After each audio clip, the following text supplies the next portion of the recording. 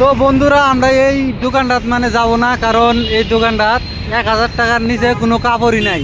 এই কারণে 1000 টাকার নিচে কোনো কাপড় পাওয়া যায় না। এটা তোমার ধরো 10-20 বিঘা এরিয়ার মধ্যে একটা শপিং মলই বানানো হয়েছে। নাম আছে, এই নামটা ভালো করে কভার পাই না, কারণ বহুত বড় নাম। এটাও তোমার এটা হায়দ্রাবাদ দিয়ে এসে দেখতে পারবেন, কারণ এত বড় দোকান আমি কোনদিন দেখিই নাই।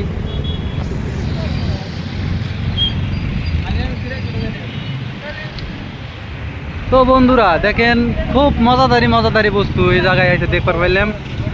তো আপনারাও দেখতে পারবেন যদি ভবিষ্যতে আসেন।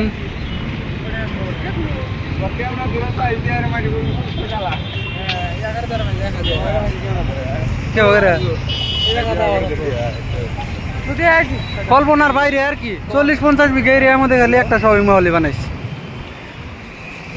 কারণ যাইতে আমাদের ভয় লাগে আর কি, যে আমরা এত নিষ্পদের মানুষ, এত বড় দোকানে যাবো, যাইতে আর কি ভয় লাগে।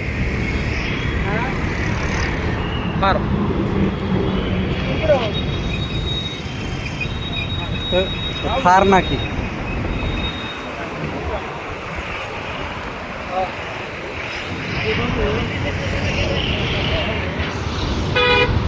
হায়দ্রাবাদ দৃশ্য, এগুলো সব সিকিউরিটি, বাইরের সিকিউরিটি।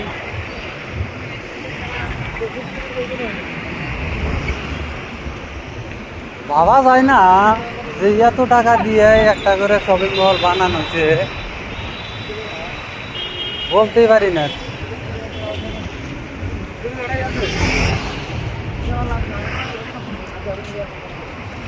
ওসমান, তাতে শপিং মলটা কয় বিঘা এরিয়ার ভিতরে হবো?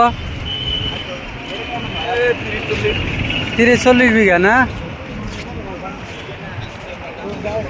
মানে যে একদম সব